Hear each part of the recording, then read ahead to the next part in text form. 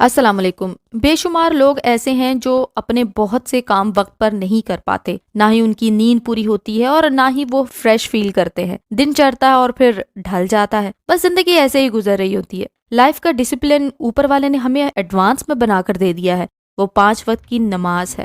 صبح سورج نکلنے سے پہلے جاگو، نماز پڑھو، اللہ کی عبادت کرو اور پھر دن کے باقی کاموں کو کرو۔ مطلب ہم مسلمانوں کے دن کی شروعات تو ہوتی ہی اللہ کے نام سے ہے۔ دن بھر کے کاموں کے بیچ میں 3 نمازیں آتی ہیں۔ تھکے ہوتے ہیں لیکن وضو کرتے جب منہ پہ پانی پڑتا ہے تو پھر سے تازہ دم ہو جاتے ہیں۔ ہمارے رب کی بنائی گھڑی ہمیں ہمارے کاموں کو ڈیوائیڈ کرنے میں مدد دیتی ہے۔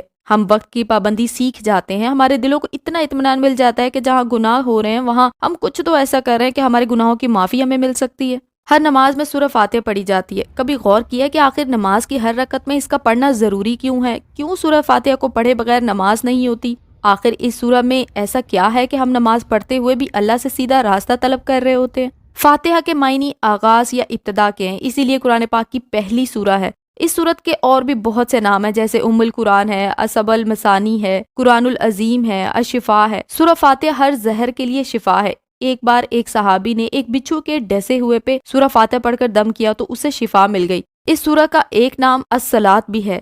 اللہ تعالیٰ نے فرمایا کہ میں نے صلاۃ یعنی کہ نماز کو اپنے اور اپنے بندے کے درمیان میں تقسیم کر دیا ہے۔ اگر آپ سورہ فاتحہ کو ترجمے کے ساتھ پڑھتے ہیں تو آپ دیکھیں گے کہ سورہ فاتحہ کا آدھا حصہ یعنی کہ شروع کی 3 آیات میں اللہ تعالیٰ کی حمد و ثنا کی گئی ہے، اللہ تعالیٰ کی تعریف بیان کی گئی ہے، اس کی شان و شوکت بیان کی گئی، اور باقی کی 3 آیات میں دعائیں ہیں جو بندہ اللہ سے اپنے لیے مانگتا ہے، ہدایت ہے جو وہ نماز پڑھتے ہوئے ہر رکعت میں اللہ سے مانگ رہا ہوتا ہے۔ وہ بہت بخشش کرنے والا بڑا مہربان ہے۔ دنیا میں تو اللہ ہر اس بندے پہ اپنی عنایات کر رہا ہوتا ہے جو شرک بھی کر جاتا ہے، یعنی دنیا میں اس کی رحمت عام ہے، کافر و مومن سب کے لیے ایک جیسی ہے، لیکن آخرت میں وہ صرف رحیم ہوگا، یعنی اس کی رحمت صرف مومنین کے لیے ہوگی۔ آیت نمبر 3 میں وہ فرماتے ہیں کہ وہ بدلے کے دن یعنی قیامت کا مالک ہوگا۔ آپ نے نوٹ کیا ہوگا کہ اگر کوئی کسی کے ساتھ برا کر جائے تو مکافات عمل کے ذریعے سے اسے کبھی نہ کبھی سزا ضرور دنیا میں مل جاتی ہے، مطلب اچھے اور برے کام کا اجر اور سزا دنیا میں ہی مل جاتی ہے، لیکن اچھے اور برے عمل کی مکمل سزا اور جزا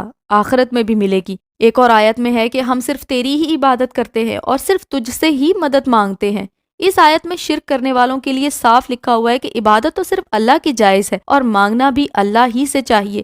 بے شمار لوگ جو مزاروں پہ جاتے ہیں اور فوت ہوئے ہوئے لوگوں کو وسیلے کے طور پہ کہتے ہیں کہ ہماری مدد فرما دے، ہماری اللہ سے سفارش کر دے۔ جب اللہ نے صاف صاف سورہ فاتحہ میں بیان کر دیا ہے تو پھر ان لوگوں کو سمجھ کیوں نہیں آتی؟ ایسے لوگوں کو سمجھانے کی کوشش کی جائے تو وہ کہتے ہیں کہ جب تمہیں کوئی تکلیف ہوتی ہے تو تم ڈاکٹر کے پاس جاتے ہو اور اس کے پاس جانے کے لیے تم مدد طلب کرتے ہو کسی بھی انسان کی جو وہاں تک لے جائے۔ اس طرح وہ لوگ یہ کہتے ہیں کہ اللہ کے سوا اوروں سے مدد مانگنا بھی جائز ہے، جبکہ اللہ نے انسانوں کو انسانوں کے لیے وسیلہ بنایا ہے، زندگی گزارنے کے لیے اسباب پیدا کیے ہیں۔ یہ تو اللہ تعالیٰ کا بنایا ہوا نظام ہے۔ اس طرح تو انبیاء بھی انسانوں کی مدد طلب کرتے تھے۔ حضرت عیسیٰ نے فرمایا کہ اللہ کے دین کے لیے کون میرا مددگار ہے؟ اللہ تعالیٰ نے اہل ایمان کو فرمایا نیکی اور تقوی کے کاموں میں ایک دوسرے کی مدد کرو۔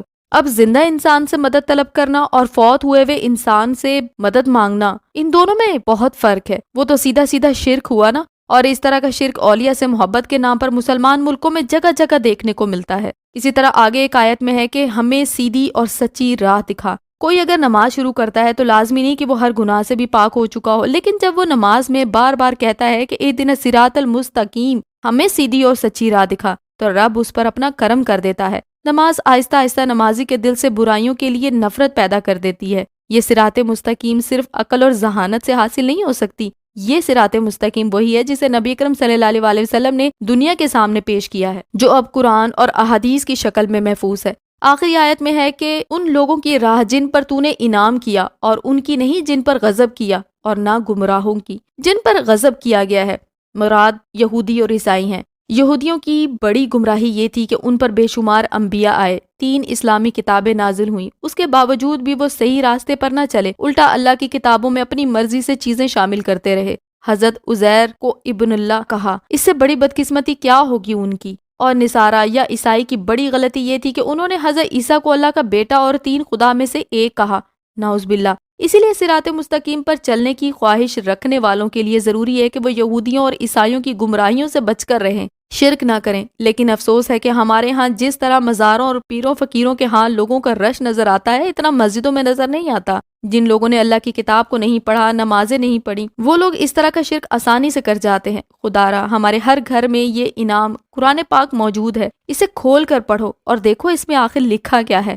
گمراہوں کی طرح، اندھوں کی طرح زندگی گزارتے مت چلے جاؤ۔ سورہ فاتحہ کی آیات کو ترجمے کے ساتھ بتانے کا مقصد یہ ہے کہ جو سورہ ہر رکعت میں پڑھی جاتی ہے، ہر رکعت میں پڑھنا لازم ہے، ہمیں اس کے بارے میں یہ معلوم ہو جائے کہ اس سورت کی اہمیت کیا ہے اور یہ ہمیں اللہ کا کون سا پیغام دے رہی ہے۔ اپنی روٹین میں نماز کو ایڈ کر کے دیکھیں، آپ کی زندگی بدل جائے گی، آپ کا یقین پختہ ہو جائے گا، آپ کے دل میں صرف اللہ کی محبت اور اسی کا ڈر ہوگا، اور جسے اللہ کا ڈر ہو وہ انسانوں کے سامنے جھکا نہیں کرتے۔ اللہ ہم سب مسلمانوں کو ہدایت دے اور سیدھی راہ دکھائے۔ ہمارے چینل کے ساتھ جڑے رہنے کے لیے چینل کو سبسکرائب کر کے بیل آئیکن ضرور پریس کر دیں اور ویڈیو کو لائک اور شیئر بھی کر دیں تاکہ اچھی باتیں سب تک پہنچ سکے۔ اللہ حافظ۔